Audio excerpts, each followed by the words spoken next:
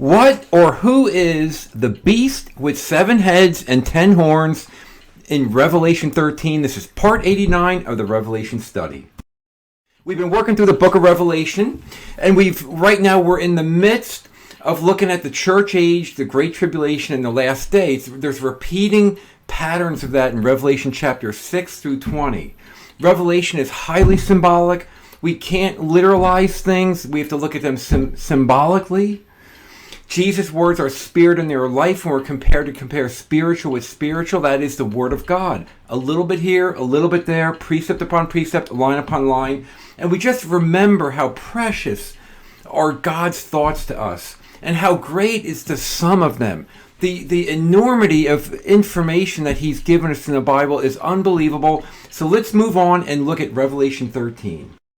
Okay, and before we do that, Revelation 12, 13, and 14... Revelation 12 mostly involves the church age, and we've looked at the woman, the child, and the dragon.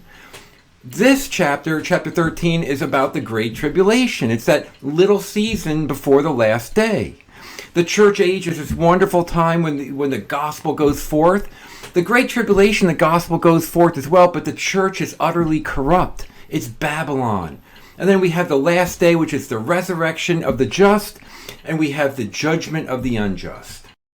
Okay, and we have 7 repeating views in Revelation of the last day, of Judgment Day. We're not going to go through these. I'll tag this slide with the study we've done this, and that shows or proves that Revelation is not a storybook. It's not consecutive in time. It keeps repeating, just like all the rest of Old Testament prophecy, Isaiah, Ezekiel. It's repeating. It's not different in Revelation. It takes up the same form. So you can look at that video if you like. And we're going to move on, though, in our study on Revelation 13. Okay, the key verses, verse 1, 2, and 5. I stood upon the sand of the sea. That's John the Apostle. And he saw in his vision a beast rise out of the sea. We're going to find out what that means. 7 heads and 10 horns. This beast has, with the 10 horns, has 10 crowns. And upon his head's the name of blasphemy. We'll look at that in a future video. The beast was like a leopard. His feet were like a bear. His mouth is the mouth of a lion. We'll look at that in a future video. But we're going to look at the dragon giving him his power, his seat, and great authority. And he continues for 42 months. So we're going to look at that in this video. So here are the key questions. Why does the beast rise out of the sea? Why not the land? The false prophet, the second beast later in Revelation 13, rises out of the land. Okay, is this beast the same as the dragon because it has 7 heads and 10 horns, or is it different? Why does the dragon give the beast his power, throne, and authority for 42 months? What's significant about 42 months? What about the 7 heads and 10 horns? We've looked at that in the Revelation 12 with the dragon, but we're going to talk about that. And is this beast an individual, or is it a country, or what exactly is it? And the next video, we're going to look at the leopard, bear, and lion. But for now, please consider subscribing. Rock of Offense is a little red button in the bottom right-hand corner. We're going to do several videos on this beast, so you might want to just keep up with these by subscribing. Okay, first let's understand the beast rises out of the sea. On the next slide, we're going to see the symbolic meaning of sea. But for now, let's just observe that Satan comes out of the bottomless pit, because that's where Satan is bound for 1,000 years during the church age, and the gospel explodes forth. And he's the scarlet-colored beast, Revelation 17, and he ascends out of the bottomless pit during the Great Tribulation. The beast, which we're looking at now, the leopard beast, comes out of the sea. And we're going to look at what that means in the next slide. And the false prophet comes up out of the earth, which is going to point to the promised land. And we'll look at that when we look at future videos on the false prophet. But for now, just observe Satan comes out of the bottomless pit, the beast from the sea, the false prophet from the land. And let's go on in the next slide and understand what it means to come out of the sea. Okay, so let's get back and understand the beast from the sea. Why does this beast, which is this entity during the Great Tribulation, which is given the power of Satan, but he comes from the sea? What does that mean? Well, the sea often has to do in the Bible, it's where God enemies come from. We see, for example, Daniel chapter 7. Daniel spoke and said, I saw in my vision by night, and behold, the four winds of the heavens strove upon the great sea. And four great beasts came up from the sea, diverse from one another. And Daniel 7 is a prophetic passage. Later, there's a little horn that comes up, which is, again, the great tribulation. The little horn is also the beast that we see in Revelation 13. But we see that they all came out of the sea. It's a place of damnation, Isaiah 57. But the wicked are like the troubled sea, when it cannot rest. The troubled sea is like a wicked. That's how the wicked are. And that's where these beasts arose. That's where this beast of Revelation 13 comes from, whose waters cast up mire and dirt. Psalm 106, he saved them from the hand of him that hated him, and redeemed them from the hand of the enemy. And the waters covered their enemies, that there was not one of them left. The sea, or the high waters, point to the place of damnation. Psalm 78, and he led them on safely, so that they feared not, but the sea overwhelmed their enemies. And that's pointing back to the Exodus and the flood of the Red Sea over Pharaoh's army. But we see all through the Bible that the sea often represents a place of being unsaved, a place of damnation, a place of the wicked. Okay, let's look at the question about whether the dragon and the beast are the same individual or different. There are some well-meaning people that believe the dragon and the beast, they're all the same thing. The Antichrist is really Satan. There are that belief, but we see too much evidence in the Bible that they're different entities. First, and somewhat obviously, Revelation 13 says that the dragon gave the beast his power seat and great authority. So there's a transition from the dragon. He gives this power to the beast. And we see also in Revelation 13:4 that they worship the dragon, which gave the power into the beast, and they worship the beast. They're two different people. The dragon and the beast are different entities. The dragon represents Satan. The beast represents the Antichrist, also known as the little horn, the king of the north, etc. And we also see Revelation 13 later, when the third beast, the third part of the Satanic Trinity, comes up out of the earth. He has two horns like a lamb, and he speaks like a dragon. And he exercises all the power of the first beast before him, and causes the earth and them that which dwell therein to worship the first beast. We see the Trinity there. We see the dragon talked about. We see the first beast and the second beast. There's three of them. There's a Satanic Trinity. The sixth ball, later in Revelation 16, three unclean spirits like frogs come out of the mouth of the dragon, the beast, and the false prophet. So it's pretty hard not to see that there are three different entities, and the dragon and the beast are different entities. The dragon ultimately is the possessor of the beast because he gives him all his power, authority, and his throne. But we also see the end fate is the devil was cast in the lake of fire where the beast and false prophet are. So they're definitely different entities. So let's move on, though, in this study. Okay, so let's look at this thing about the power, the throne, and the great authority. So we see that these three things, power, throne, and great authority, were given to the beast. And he's allowed to continue with this for 42 months. And that's the Great Tribulation, which we'll look at shortly. First, the word power, dunamis, Satan's power. Satan has power. He has power to deceive. During the church age, that deception was limited because the gospel went out and millions of people became Christians during the church age. He's got the power of lying. He's a tempter. He's an oppressor. He's a murderer. He's a devourer. And he's a sinner. He has power. And that's what his power looks like. It's all evil. He also has his seat. And that word literally, it's the Greek word thronos, which we get the word throne from. Satan has a throne. We see, for example, Matthew 4, again, the devil takes him up into an exceeding high mountain. This is the temptation of Christ. And showed him all the kingdoms of the world and the glory of them.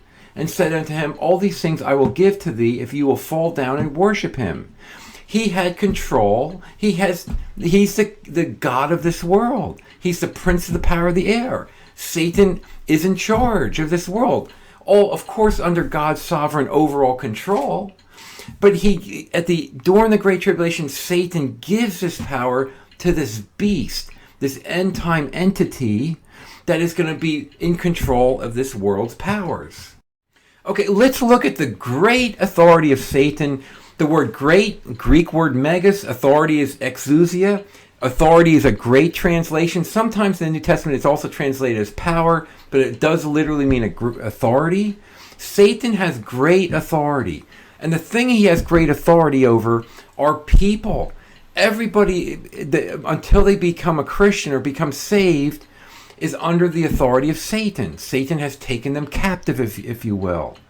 And we see the two verses here, Acts 26:18, that Paul had this commission from Jesus Christ to open their eyes, to turn them from darkness to light, and from the power or authority of Satan unto God, that they may receive forgiveness of sins and inheritance among them which are sanctified by faith that is in me.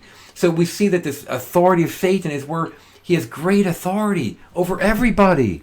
And it's only when the people receive the faith of Christ and are given the faith of Christ to be saved, that's when they can escape the great authority of Satan. Similarly, Colossians 1, giving thanks to the Father which has made us meet to be partakers of the inheritance of the saints in light, who has delivered us from the power of darkness and has translated us into the kingdom of his dear Son.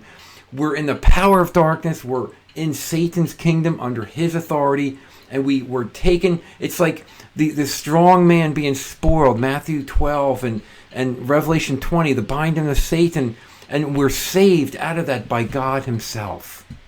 It's important to understand that Satan is a possessor as well. He possessed Judas Iscariot. In a sense, Satan is the spirit that works in all unsaved people. But we noticed in John 13, when he had dipped the sop, Jesus gave it to Judas Iscariot, the son of Simon. And after the sop, Satan entered into him. We see in Luke 22, then entered Satan into Judas, surnamed Iscariot, being of the number of the 12. Satan actually entered into Judas. He went his way and communed with the chief priests and captains. The chief priests and captains were the leadership of the church of the day, the Jews in Jerusalem. It's like the false church of God. They had control or authority over God's people, and that's where Judas went. That's where Judas, possessed by Satan, went to these chief priests and captains to betray Christ, to betray him. And they were glad and gave Judas Iscariot money. He promised and sought opportunity to betray him in the absence of the multitude. It was a wonderful deal that they made. Satan possessed Judas Iscariot. He goes and makes a deal with the leadership of the church of the day to betray Christ and give him over to the Romans for crucifixion. Similarly, Satan gives his power, throne, and authority to the beast. So we have to remember that Satan is using this beast, this entity that's going to be in control of Satan's kingdom during the Great Tribulation. 42 months. It lasts for 42 months. And we've done a video on this before. I'll tag the slide with that. And 42 months points to the Great Tribulation. Revelation 11:2, there's a passage where the holy city shall be tread underfoot for 42 months. That's a parallel passage to the Great Tribulation passage in Luke 21 about Jerusalem being trodden down to the Gentiles. Unto the Gentiles, the time fulfilled. So we see complete harmony and parallel passages that give us the information that 42 months represents the time period of the Great Tribulation. It's not literal, but it's symbolic. And it has its roots in the 70th week of Daniel 9. And we put the video, I tagged it on this slide if you want to look into that more. Similarly, in Revelation 13:2, the beast is allowed to continue for 42 months. Okay, let's understand the 7 heads and the 10 horns of the beast. This combination of 7 heads and 10 horns shows up 4 places in the Bible. It refers to Satan twice, once in Revelation 12 as the dragon, Revelation 17 is a scarlet-colored beast, which we've done studies on that already. But then this time in Revelation 13, the 7 heads and 10 horns are there again. And then again in Daniel 7, we see the 7 heads and 10 horns. And in Daniel 7, we see that those 4 kingdoms. There's 4 beasts in Daniel 7. The third beast, which is the Grecian Empire, has 4 heads. Alexander, then his 4 generals, or the 4 heads. So we see a total of 7 heads.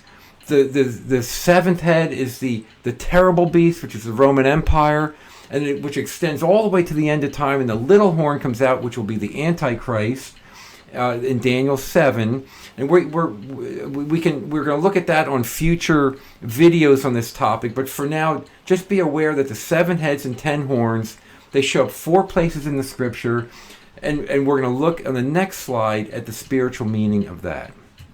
Okay, and again, we've done a video on Satan with the 7 heads and 10 horns, so I'm going to tag that on this slide. And we saw in that video, and this conclusion was that the 7 represents the perfection of purpose, of satanic purpose. The heads represents the authority in this world, that this Satan's now given to the beast. The 10 represents complete fullness, and the horns represent strength. That's what, when you look through the Bible, that's what it means. And consider looking at the video I have tagged in this slide, and we see that the dragon is going to give the kingdom to the beast with his power, his seat, and great authority, and that's the 7 heads and 10 horns. Okay, so we also see that these 10 horns have crowns on them. They have crowns on them. In Revelation 12, Satan, as the great red dragon, the 7 crowns, 7 heads had crowns. Now we see it's the 7 horns have crowns. And we're going to look at that when we get to Revelation 17. But the reason that the crowns shift from the 7 heads is those 7 heads represent those 4 beasts of Daniel 7, which was Babylon, Medo-Persia, Greece, and Rome, the Roman Empire. But at the last day during the Great Tribulation, it's the 10 horns that have the crowns. We're going to look at that in Revelation 17 when we get to it more in detail. But for now, just be aware that the significance of the horns having crowns points to the fact that now the beasts were in the Great Tribulation. Okay, we also see that this crowns, or diadems, which only occurs 3 times, by the way, it literally means to bind around. So these 10 horns that have the crowns, it's like somebody going into warfare and they bind a cloth around their head. It's different than a regular crown, but it still symbolizes royalty and authority. And we see, again, Revelation 12, we behold a great red dragon having 7 heads and 10 horns and 7 crowns upon his head. And the dragon made war on the remnant. And that has to do, when we looked at that, about the church age. There was spiritual warfare during the church age. Revelation 13, though, the horns have the 10 crowns, and they're making war with the saints of during the Great Tribulation, those tribulation martyrs. And we see in Revelation 19, behold, a white horse, and he that sat on him was called Faithful and True, and in righteousness he judges and make war. His eyes were as a flame of fire, and on his head were many crowns. And all of these crowns here have to do with this diadem. It's not the regular metal crown, if you will. It's a cloth, but it all symbolizes this spiritual warfare. But Christ, on Judgment Day, he also has the many diadems, the many crowns, and he's victorious over Satan's kingdom. Okay, so let's answer the question, is the beast an individual? So we see evidence in the Bible that this person, the Antichrist, if you will, the beast, will be an individual. And we see proof of that. 2 Thessalonians chapter 2, which is an important passage. Let no man deceive you, for that day shall not come. And that's talking about the last day, Judgment Day, in the context of 2 Thessalonians. Except there was a falling away first. That's the apostasy that happens right before the revealing of the man of sin. First is a falling away, the apostasy, which I personally believe we're in now. And then once that is sufficiently completed, the man of sin, Satan, Satan-powered the beast, will be revealed. The son of perdition, who opposes and exalts himself above all that is called God or that is worshipped. So he as God sits in the temple of God, showing himself that he is God. He's so aggressive that even the church, the nominal Christian church, which is replete with all type of people that are unsaved, they follow the beast as well. So the beast, or the man of sin, is actually in control. And we see parallels to the little horn of Daniel 7, the little horn of Daniel 8, pointing to that little horn, that last day, that individual that is empowered, possessed by Satan, with Satan's power, authority, and throne. And we note in 1 John chapter 2, little children, it is the last time, and as you have heard that Antichrist, singular, shall come, and that's in the future, which we're probably getting very close to. But even at the time of the writing of the New Testament, there were many antichrists, people that are against Christ. But there's still a singular Antichrist that will come at the end time Great Tribulation. Okay, just a quick summary about the beast that rises from the sea. And again, this is just the first video. We're going to do several videos on the beast, and then more videos on the false prophet in Revelation 13. So we're going to spend some time in Revelation 13. The beast rises out of the sea because it's pointing to damnation. It points to the beast as an enemy. It's an individual in all likelihood that's possessed with all the power, the kingdoms and authority of Satan. It's scary. It's this individual that's Satan-powered. 42 months points to the Great Tribulation. We know that's what Revelation 13 is all about, the whole chapter. 7 heads and 10 horns, the perfection and completeness of the kingdom of Satan's purpose, about bringing forth the end-time evil. So we're going to move on from here. The next video, why is that beast like a leopard, a bear, and a lion? We're going to relate that to Daniel 7. We're going to look at that. Please consider subscribing, and thank you very much for watching this video.